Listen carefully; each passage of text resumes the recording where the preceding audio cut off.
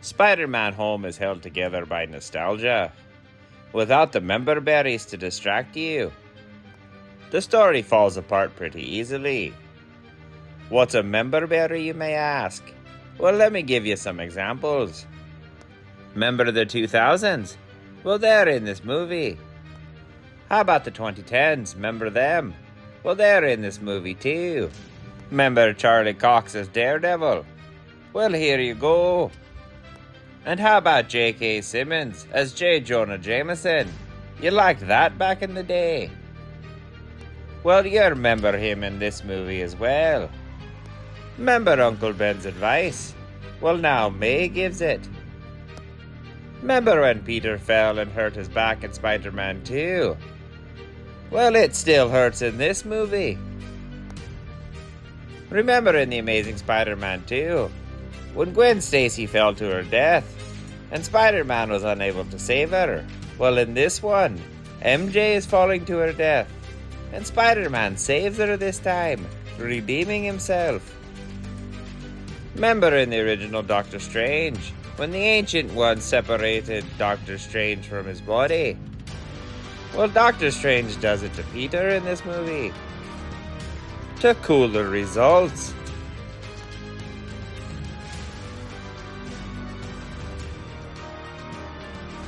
But once you shift through all the member berries, and the excitement of nostalgia calms down, you start to realize this movie doesn't make much sense.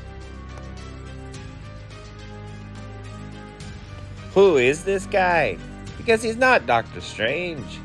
Doctor Strange is a sensible, level-headed man who uses his brain to solve problems. What the real Doctor Strange wouldn't do is wipe the memory of everyone on the planet just because a couple of kids didn't get into their first choice of colleges.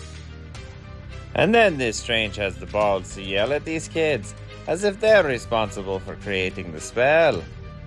So like I said, who is this guy? Now let's talk about that spell. Mysterio revealed to the world that Spider-Man is Peter Parker, and Peter wants Doctor Strange to make everyone forget, because it's impacting his friends' lives. If this was the real Doctor Strange, he would have told Peter that that would be using magic irresponsibly, and that Peter needs to face the consequences of his actions. But this is YOLO Strange, and he's like, sure, why not? Let's erase everyone's memories. Until Peter messes with the spell so many times that Doctor Strange comes to his senses. But not before Doctor Strange's memory spell somehow opened up the multiverse and brought people who knew Peter Parker was Spider-Man to this Earth. And it took them from their universe, right at the time of their death. Or maybe at the last moment they saw Peter Parker. I'm not quite sure.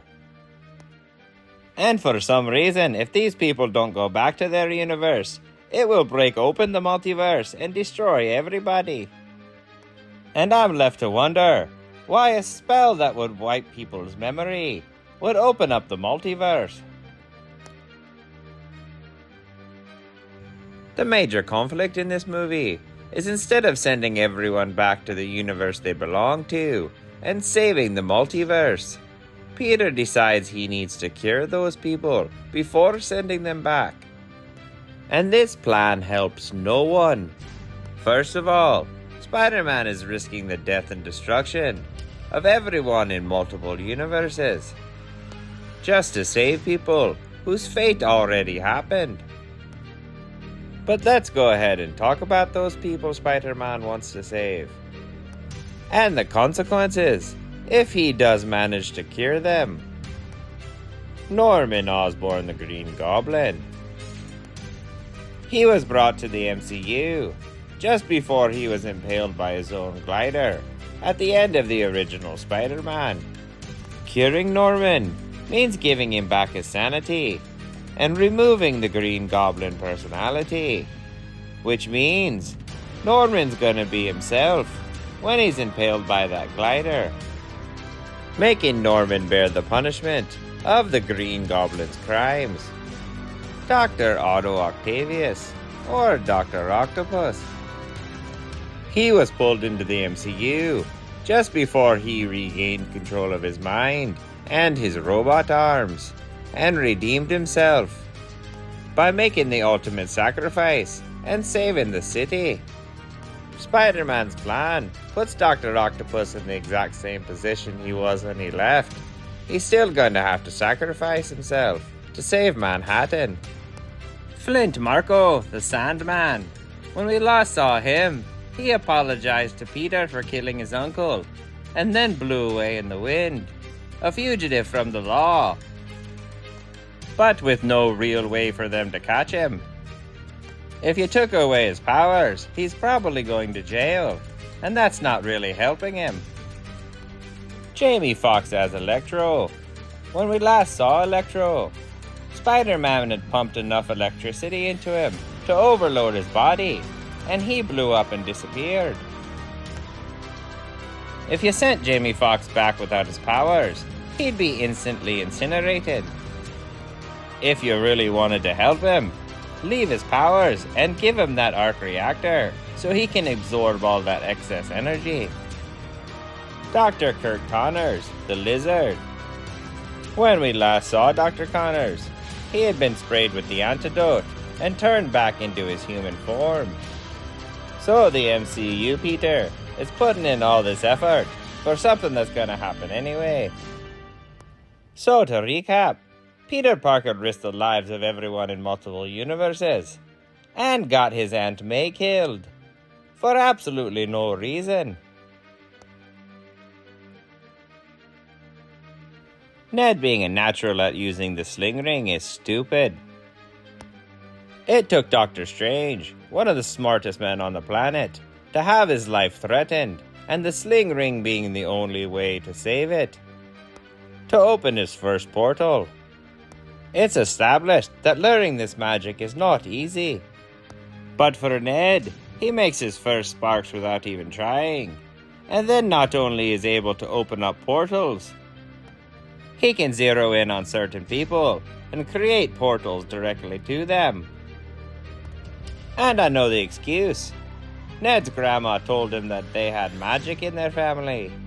But that's ridiculous. Even America Chavez, at the end of Multiverse of Madness, was having trouble using a sling ring, even though her power is to open up portals. Sorry, Ned, you're officially a Mary Sue. You didn't earn your powers, yet somehow you're better at them than everyone else. So in order to avoid the multiverse collapsing in on itself, the two geniuses that started this whole mess decide the best course of action is to make everybody everywhere forget that Peter Parker existed. And I have so many questions about this. What about the people that had adventures with Peter Parker, or everyday experiences? Did they just forget he was there? Is there just a blurry-faced man in their memories? Or did they just forget about those memories? Which for these kids is probably a lot of their memories. What about their yearbooks? Or any pictures Peter Parker is in? What happens to those? Do they just look at it and go, who's that guy? In their yearbook, it'll have his name there. Can they just not read his name? And what about the video that started this whole mess? This video went worldwide, was all over the internet. Do people just forget about it and skip it when they see it? Or does it disappear from the face of the earth? What happened to Peter's passport and all other legal documentation? Did it all disappear, making Peter Parker an illegal alien? And what about his education? Did all of his schooling go to the wayside?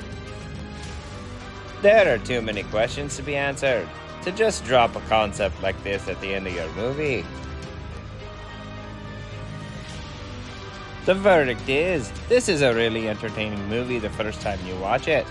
All of the Easter egg and cameos, and returning actors, playing characters we never thought we'd see them play again, makes for a really good time. But then the nostalgia high wears off. and you realize that this movie creates more questions than it gives answers. And while it's fun to watch all these Spider-Men interact, you start to realize that all these supposedly smart people make really dumb decisions. And at the end of the day, this movie's kind of pointless and confusing.